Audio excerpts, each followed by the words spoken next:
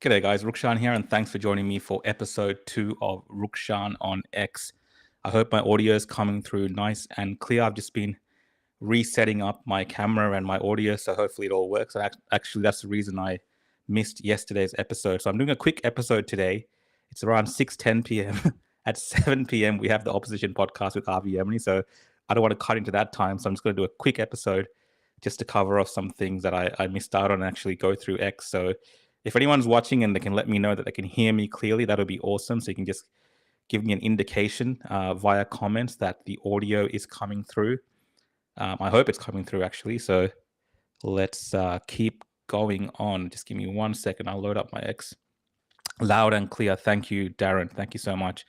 So with this show, like I explained last time, if you caught me on Monday night, it's pretty simple. I just go through X and cover some of the topics that have been discussed because as Elon Musk has said, and as we've all come to terms with, especially the mainstream media, kicking and screaming, they come to terms with this. But X, online platforms are really the future of news, independent media, and that's where a lot of the news happens first. So whatever nonsense and crap that they're showing you on, Channel 7, Channel 9, and telling you that this is the news of the day.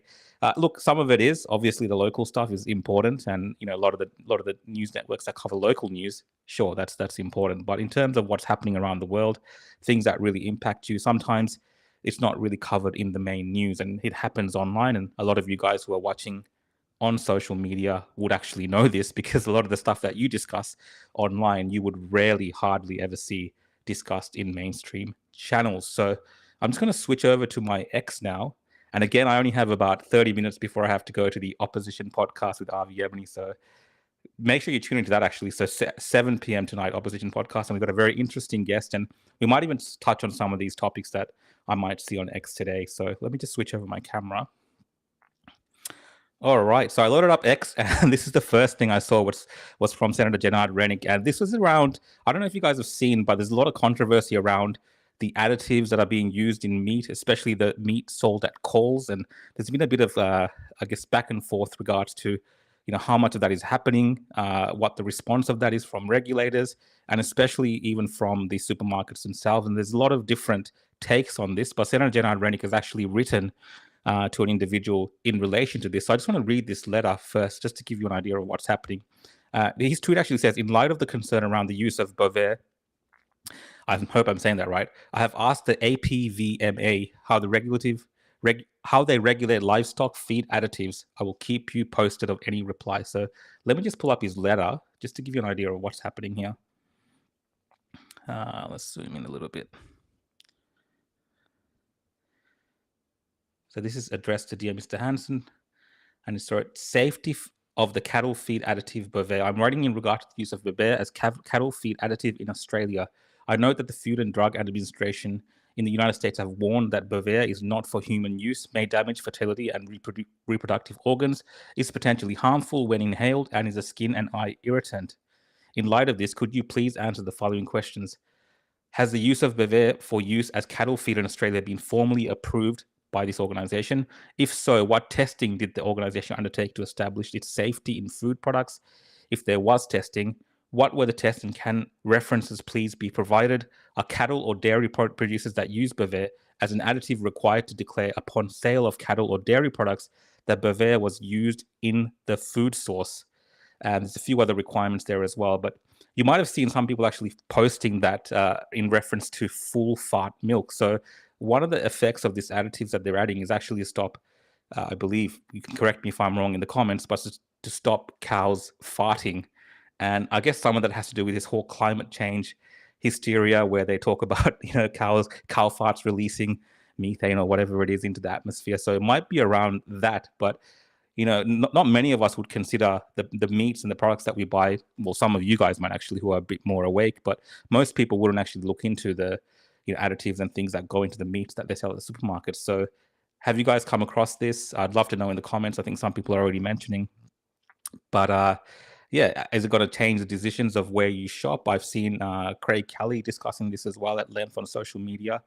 And I've seen some mainstream coverage, but it hasn't really gone in depth. So it's something that potentially maybe Avi and myself can get someone to come on the Opposition podcast with us who's a bit more of an expert in the area to discuss with us. So That's very interesting, and I'm seeing a lot more of that actually being discussed. Now, let me just zoom out of this and see what else there is.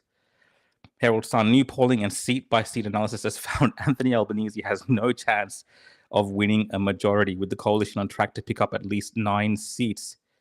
Shock poll reveals Biden on track for a major election win. Well, I mean, they'd have to win. I don't know if they can form minority government because the Greens, I'm pretty sure the Greens leadership has come out and said there is no way in hell that they would be forming a coalition type government or a minor government type thing with the coalition themselves. So they would have to win outright, I believe. But at least these polls at the moment put Dutton in front. I mean, based on Albanese and what we're suffering through as Australians, it's probably not hard to beat Albanese in the polls right now. So come closer to the election time, it'll be interesting to see how these polls either tighten or change even more dramatically. So that's the Herald Sun with some polling.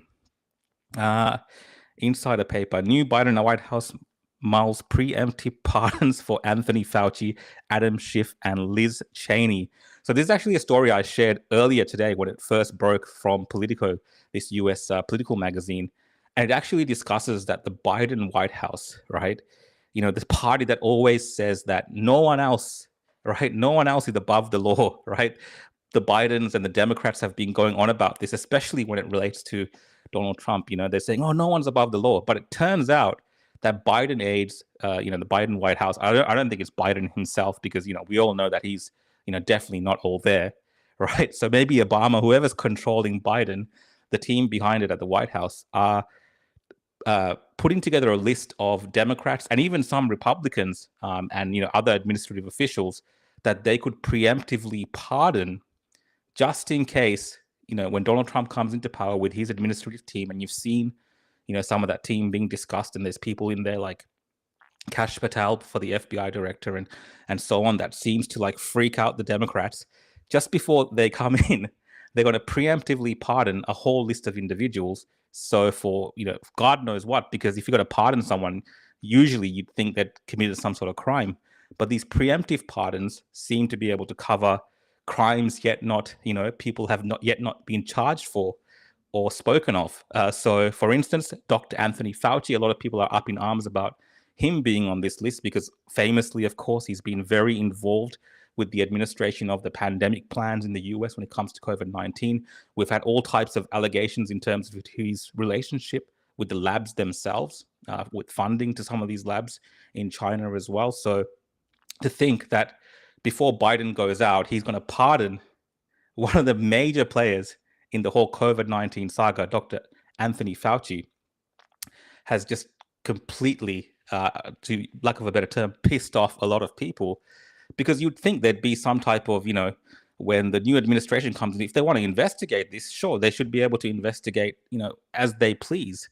But no, Biden and the White House under the Democrats have a different agenda and a different plan, and that is to protect people like Anthony Fauci. So we may never get those answers directly from them because they will be protected. There's no consequences. There's no accountability.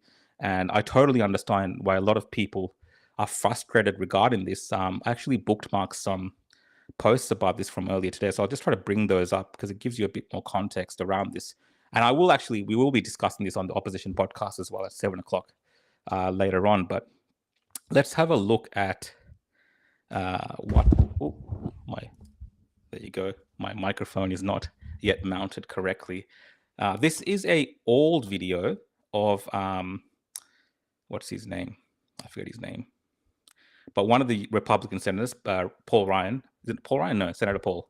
And he is questioning Anthony Fauci. And this is some of the things that possibly a Republican government under Donald Trump may have had more power to investigate and actually, look into in relation to Fauci. So let's have a listen to what this exchange, at least a little bit of it. I'll just play it now. Section 1001 of the U.S. Criminal Code creates a felony and a 5-year penalty for lying to Congress. On your last trip to our committee on May 11th, you stated that the NIH has not ever and does not now fund gain-of-function research in the Wuhan Institute of Virology. And yet, gain-of-function research was done entirely in the Wuhan Institute by Dr. Shi and was funded by the NIH. I'd like to ask unanimous consent to insert into the record the Wuhan virology paper entitled Discovery of a Rich Gene Pool of Bat SARS-Related Coronaviruses. Please deliver a copy of the journal article to Dr. Fauci. In this paper, Dr. Shi credits the NIH and lists the actual number of the grant that she was given by the NIH. In this paper, she took 2 bat coronavirus genes, spike genes, and combined them with a SARS-related backbone to create new viruses that are not found in nature. So that gives you a bit of context around this line of questioning from Rand Paul. Thanks, guys, for correcting me. I know Rand Paul. I've been watching him talking for years. I just had a blank there. But I want to fast forward a little bit to the exchange with Fauci, because some of the topics that are actually discussed by Rand Paul might get us a little bit in trouble on YouTube still. Let's have a play of this. It is a crime to lie to Congress. Do you wish to retract your statement of May 11th where you claimed that the NIH never funded gain-of-function research in Wuhan?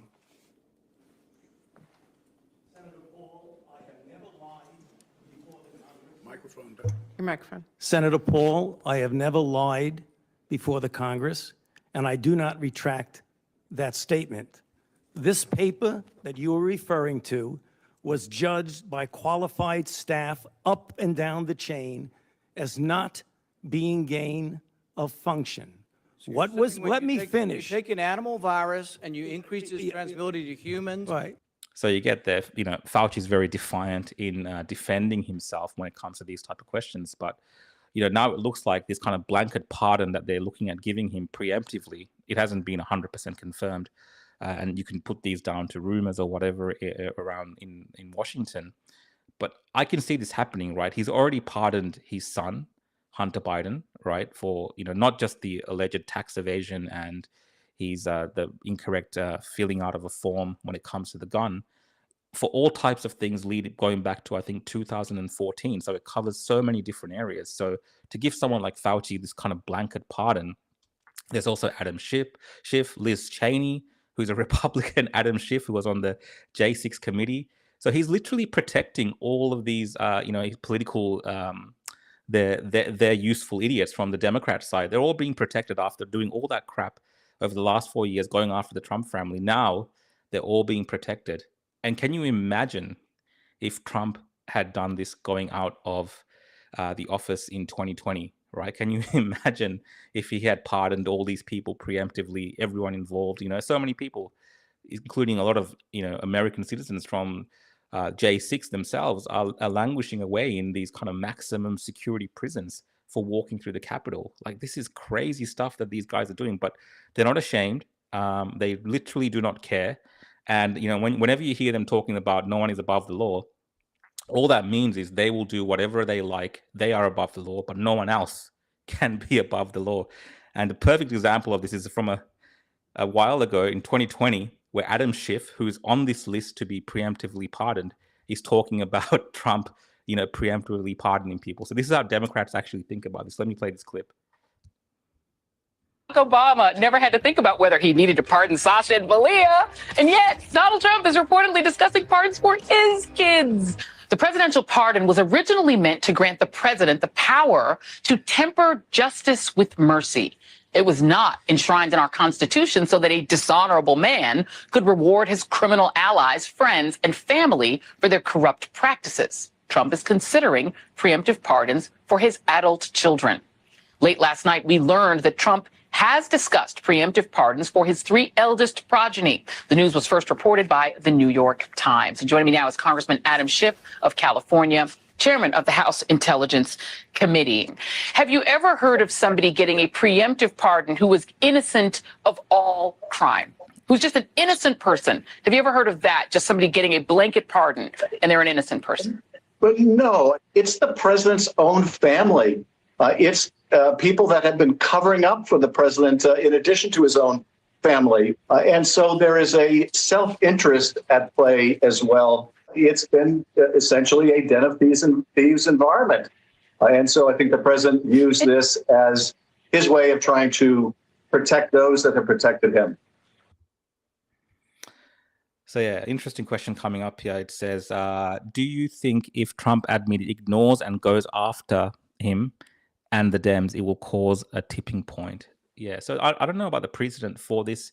If you can go after someone that's had received a presidential pardon, obviously it's a very kind of a gray area, especially when it comes to this kind of preemptive pardoning where there's no crime per se involved. And what does that really tell you about, Anthony Fauci himself and this whole saga with COVID? Like these guys are terrified of what the Trump administration might find out via these investigations, or how far they might go into these investigations, because it would have a ripple effect around the world, whatever happens in the US in terms of this investigation. So 2 days ago, there was a report from the select subcommittee in the House there in the US, and they were pretty much laying out the case, the evidence, for something that they were saying was a conspiracy theory very early on around, COVID-19 being developed in a lab. So the lab leak theory, right? That was things that could get you banned and kicked off social media. And we've discussed this at length before. But that's the findings that they've come to with all their intel and resources. So, and that is something that Anthony Fauci was very well involved in. And to think that now, if that's looked into further, he completely skates free after all the damage, right, that he has done. It's crazy to think that, like that is the Biden administration. There's no uproar here. You won't hear about this on Q&A on the ABC in Australia. We won't hear about how, the Biden administration is thinking about preemptively pardoning people for crimes that apparently they've committed. So, yeah, there's another question here. Can a presidential pardon be reversed? I'm not exactly entirely sure. Maybe someone in the comments might know.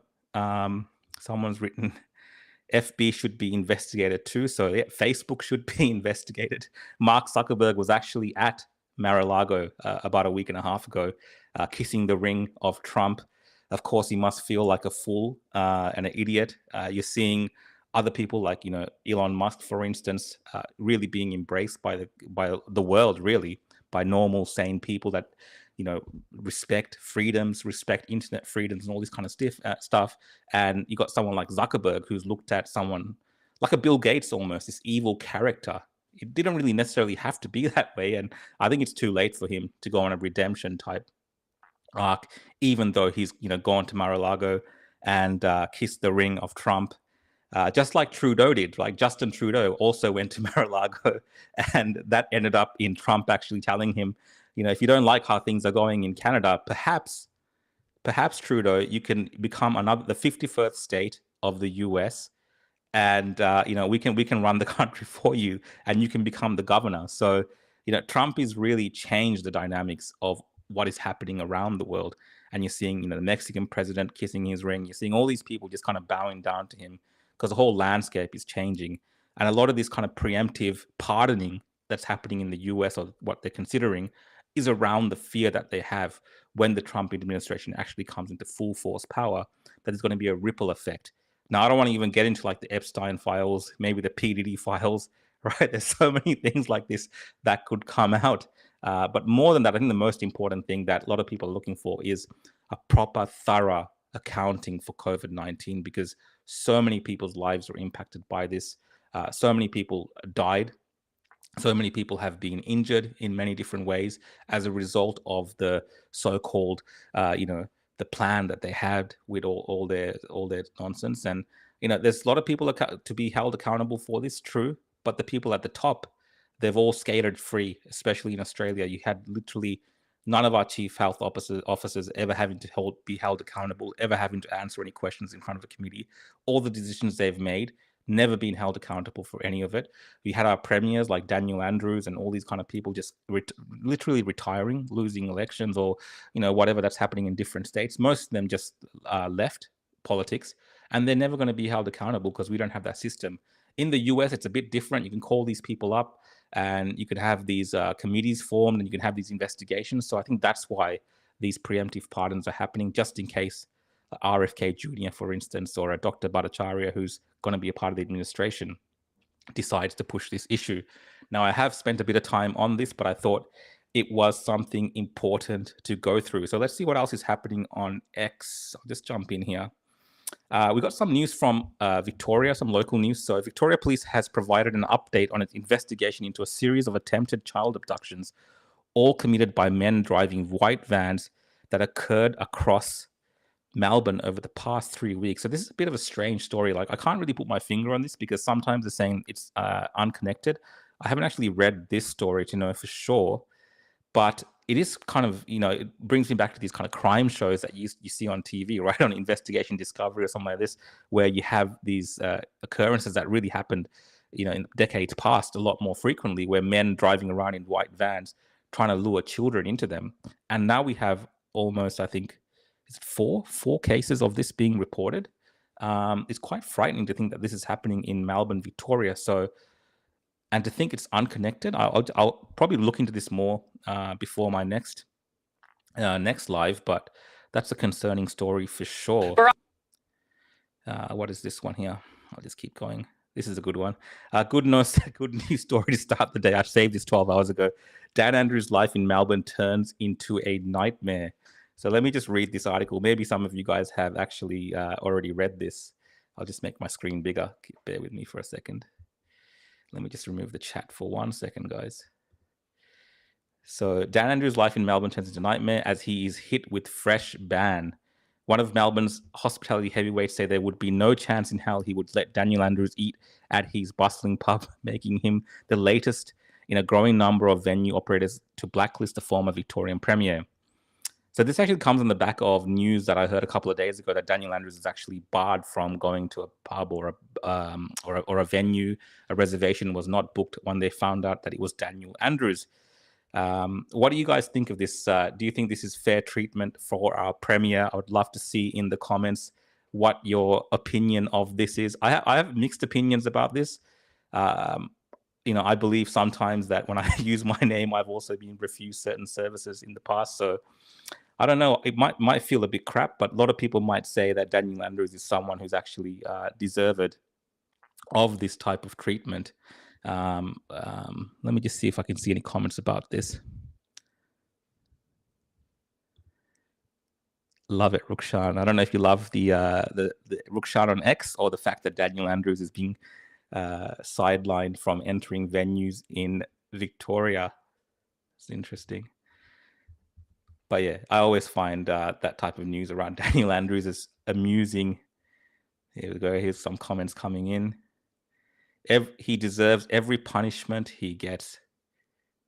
Oh, this has to be a joke. I stand with Dan forever.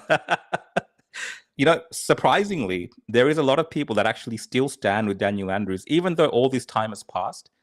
And there's so much evidence to the fact that every decision that he made was diabolically stupid and, not thought out. And the people around him were just making stuff up, literally. They were making stuff up in terms of, Brett Sutton, for instance, the so-called chief health officer, was just like making stuff up, right? I mean, he's never going to be held accountable for this, but the ideas and the plans they came up with the national cabinet, they were just making stuff up. It was not based on any kind of scientific, fact or certainty. It was just made up. So, people that still stand with him, knowing now today that they were just making crap up, ridiculous. So I hope you're joking, mate. I hope you're joking.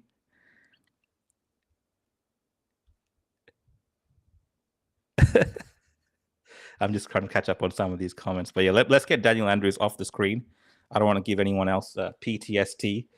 I got about 10 more minutes until I got to cut the show to join the opposition podcast. So let's see what else is on X. I'll just go fresh into X. Let me jump in. You got Senator Babette there saying wokeness is a cancer. I actually want to get Senator Babette on the show. He's actually pulling up a bill, actually. That's good to see Senator Babette here. What's he doing? The United Australia Party will protect all Australians from a coming dystopian future. At the next sitting of the Senate, I will move to repeal the Online Safety Amendment, Social Media Minimum Age Bill 2024, colloquially known as a social media ban. So at the next sitting of Parliament, when Senator Babette is in, he will move a bill to repeal the safety amendment, whatever, the under 16 bill. Under 16 ban. So let's see how that goes. I'd love to get Senator Babette on here and actually go through his X, because his X is quite interesting. It might also get us in trouble because he does get in trouble a little bit with the things he writes on here. But Let's have a look at what he's written recently. If I sued you, I would win. Okay, here we go, Senator Babette. I propose that as a nation, we make a decision to deport everyone who doesn't assimilate into Australian culture. Thoughts? Fire away in the comments. So that's quite a controversial statement. Perhaps some would argue, some might argue that's the correct type of statement to be making. So it'd be great to have him on here to discuss this. Let me know if any of you guys have a view on what Senator Babette has said there. That's quite interesting. Stop censoring me, you liberal. I'm not sure who's being censored.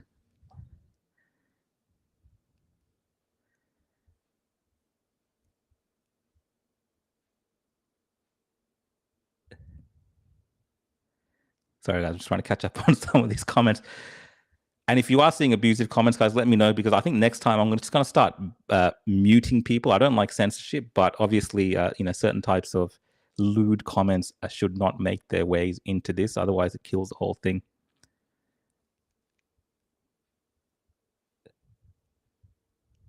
Yeah, there's definitely a person in here who's just writing crap. So let's just mute them for a little bit. Someone's written here, I agree I agreed with Pauline on this when she said it, and I agree with Babbitt. So I'm not sure exactly what comment they're referring to, but if in terms of Babbitt's comments, they're obviously it's a bit complicated. If someone's born in Australia, you can't really deport them, and a lot of the people that are actually hating on Australia are people that are born here, had the privilege of growing up here their whole lives, have their generations of their family who have struggled and made Australia what it is today, and today they're hating on this country. So a lot of these kind of woke individuals, uni students, these kind of left-wing lunatics, I like to call them, they're actually born here. So where do you deport them to, right? But I think there's a case to be made. If you don't really want to bring people into your country that already hate your country, you don't want people in this country who are on temporary visas and things like this already hating on your country. I think there's a case to be made there. In perhaps that should actually go towards the whole process. If they're involved in activities or involved in protests which are hateful towards the country of Australia, why would they want to live here? I think it's an early way to kind of deal with that situation before they fester more hate, when they get their claws even deeper into this country. So yeah, let me just go back to my X. I got about 5 minutes before I got to cancel this show and switch over to the opposition podcast. Let's have a look at what else is going on X.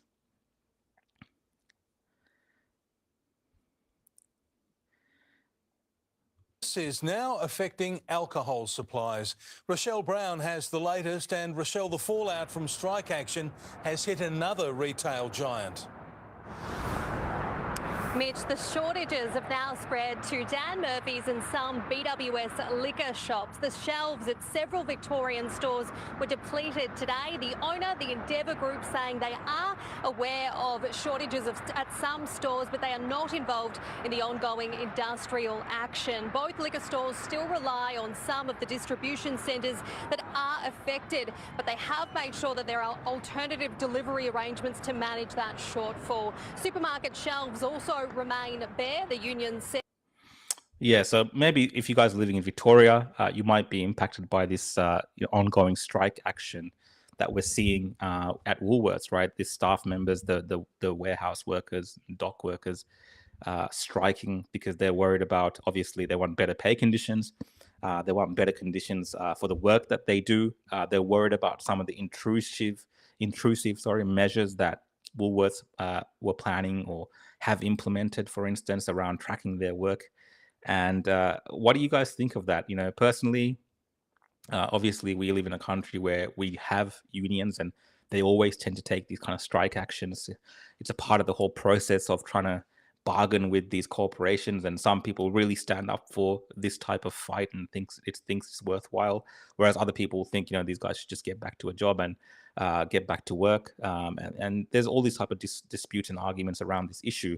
Now, my fear with all of this is I think eventually a lot of these corporations like Woolworths, they're going to go completely into computerized workers for this type of work, right? They're going to go towards AI. They're going to go towards robots that actually do a lot of the menial tasks that these workers perhaps might be doing right now, where stocking shelves and things like this. There might be a fight on around that, but eventually I think these type of instances are going to push corporations towards a more robotic AI-styled future in terms of their distribution, restocking, and things like this. I could be wrong, but I see that's the way that this is going, right? Because the technology is improving that much. So, I think luckily these people have jobs at the moment. They should perhaps be more aware of where the future might lie for these type of industries, unless, of course, they become heavily regulated and they force these companies to have human workers on hand. A lot of these jobs, I think, are at the end of the day replaceable, and Woolworths will look to cut costs where they can. And I think the average consumer, most people will just want cheaper products. That's the honest truth. Most people will just want cheap products, and that's where they'll draw the line. AI will strike. Let's read this comment. AI will strike and overthrow us, Terminator 2 style. Yeah, look, I mean, there's a possibility with the AI future that we might have other types of issues. But just from what I'm seeing around the world, especially in America and in China, in terms of how this technology is being developed at such a fast pace. Like, I saw a video the other day. I can't remember which country it was. Maybe it was in the UK somewhere. They were doing a trial. You go into a store. There's no staff, right? There's nothing. You go into the store. You just tap your card as you enter the store. You take whatever you want, and then you put it into a bag and you walk out the store, and that's it. There's no other interaction. There's no staff there. And I think most people, regardless of what you say about the future and how it's looking in terms of becoming dystopian, most people unfortunately will welcome this type of world for convenience. And a lot of these kind of large retailers will look to this type of future, and they'll want to get rid of this problem in terms of these type of workers and these strike actions and stuff. Obviously, it's costing them money. It's slowing things down. I think that's the future that we're going to head to, unless there's some type of regulation around it. And this is a great comment, actually. I support local shops and goods. Exactly. There's still so many local options that you can go to. And you can also go to the markets and shop there as well. So I'm not defending Woolworths or defending Coles and these giant operations. I'm just saying the future looks this certain way. Probably Woolworths will become full robotic soon. Yeah, definitely. Anyway, guys, thanks so much for joining me for this quick episode of Rukshan on X. As I said, at 7 p.m., you can join me and Avi Yemeni on the Opposition podcast. So the stream will start again on X, Facebook, YouTube, on Rumble. And you can find all the links at theopposition.show. So we've got an interesting guest today. We're going to be talking about some issues to do with the Middle East.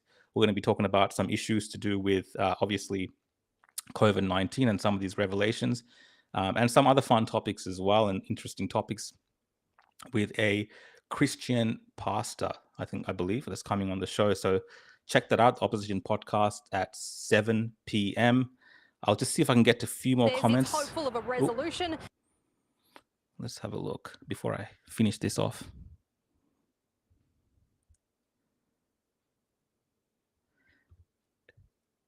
No weddings this weekend, Rookie.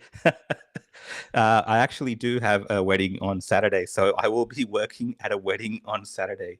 Look, I mean, I do a whole host of things. So I do the weddings, I do the independent journalism, I do the podcasting, so many different things I do. And, I work with, politicians sometimes. Like, there's different things that I do. So I don't know if people are making fun of me for doing weddings and stuff. Like, weddings is actually a great thing, great industry to be involved in.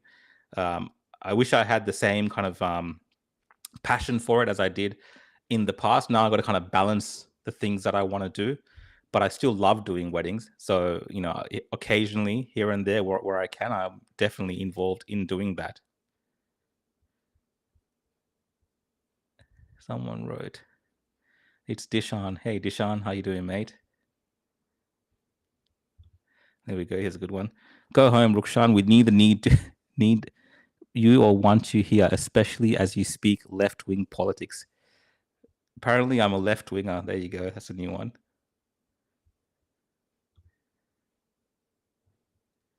Thanks, Valerie.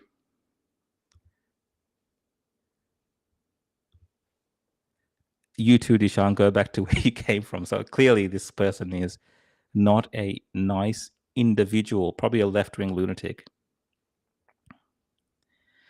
Anyway, guys, join us for the Opposition podcast at 7 p.m. with Avi Yemeni. I'll see you guys there. I'm going to end the stream for today. And then I'll probably see you guys again. I'm thinking of doing Monday nights for this show. Potentially Tuesday mornings. I don't know if there's a morning audience for this type of thing. Wednesday nights, and then Thursday, where I can, doing like an hour before the Opposition podcast. And of course, you can also check out Avi Yemeni on Tuesdays. He needs as many people as possible to watch his show, which is the Avi Yemeni Report at 7 p.m. on Tuesday.